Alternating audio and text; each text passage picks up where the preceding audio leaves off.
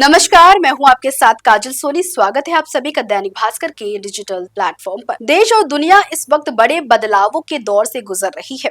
कहीं राजनीतिक हलचल है तो कहीं आर्थिक और वैश्विक स्तर पर नए समीकरण बन रहे हैं। ऐसे समय में जुलाई 2026 का महीना केंद्र की मोदी सरकार के लिए बेहद अहम माना जा रहा है। ये सिर्फ एक सामान्य प्रशासनिक महीना नहीं होगा, बल्कि ऐसा समय होगा जब सरकार की राजनीतिक रणनीति, आर्थिक प्रबंधन और विदेश नीति की एक साथ परीक्षा होगी। जी हाँ, आर्थिक प्रबंधन और विदेश नीति की एक साथ परीक्षा होगी, तभी ये होगा। सबसे बड़ा फोकस संसद के मॉनसून सत्र पर रहेगा, जिसके 21 जुलाई से शुरू होने की संभावना है। सरकार के सामने चुनौती होगी कि वे अपने विधायी एजेंडे को आगे बढ़ाए, साथ ही विपक्ष के तीखे सवालों का जवाब भी दे।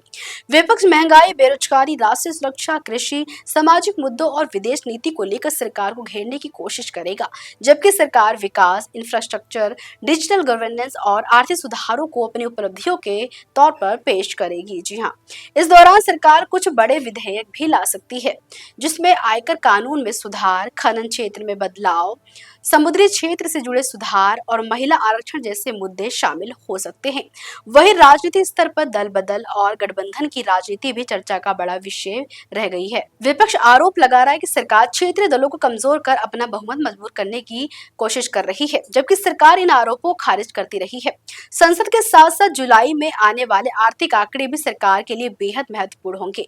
महंगाई दर, जीएसटी कनेक्शन, औद्योगिक उत्पादन, विदेशी व्यापार और निवेश से जुड़े आंकड़े बताएंगे कि भारतीय अर्थव्यवस्था किस दिशा में आगे बढ़ रही है। अगर आंकड़े मजबूत रहते हैं तो सरकार इसे आर्थिक मजबूती के रूप में पेश करेगी, लेकिन अगर महंगाई या विकास दर पर दबाव दिखता है तो विपक्ष इसे सरकार के खिलाफ बड़ा मुद्दा बना सकती है।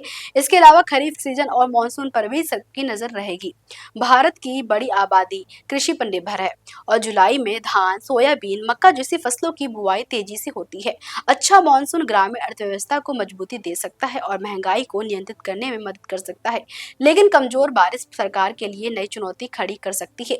विदेश नीति और राष्ट्रीय सुरक्षा के मोर्चे पर भी जुलाई काफी अहम रहेगा। चीन के साथ सीमा पर स्थिति, पाकिस्तान से जुड़ी सुरक्षा चुनौतियां, बांग्लादेश के हालात और हिंद प्रशांत क्षेत्र की रणनीति पर सरकार की नजर रहेगी। वहीं पश्चिम एशिया में जारी तनाव और वैश्विक सप्लाई चेन से जुड़े मुद्दे भी भारत की रणनीति को प्रभावित कर सकते हैं। आने वाले दिनों में सरकार विकास परियोजनाओं, रेलवे, एक्सप्रेसवे, रक्षा उत्पादन, डिजिटल इंफ्रास्ट्रक्चर और नई आर्थिक योजनाओं के जरिए जनता के बीच अपनी पकड़ मजबूत करने की कोशिश करेगी। वही विपक्ष सरकार की नीति और फैसलों पर सवाल उठाकर अपना राजनीतिक नैरेटिव मजबूत करना चाहेगा। कुल मिलाकर जुलाई 2026 केंद्र सरकार के लिए एक ऐसा महीना होगा जहां संसद, अर्थव्यवस्था, किसान, विदेश नीति और राष्ट्रीय सुरक्षा सभी मोर्चों पर एक साथ परीक्षा होगी। यही समय तय करेगा मोदी सरकार किस राजनीतिक और आर्थिक आत्मविश्वास के साथ आगे बढ़ती है। खैर, इस पर आपकी अपनी खुद की क्या राय है, हमें जरूर बताइएगा। देखते रहिए दैनिक भास्कर डिजिटल। राजनीति हो या क्रिकेट, देश विदेश की ब्रेकिंग हो या आपके मोहल्ले की बड़ी खबर, सब मिलेगा एक ही ऐप में, सबसे तेज और भरोसेमंद। अभी डाउनलोड करें दैनिक भास्कर डिजिटल।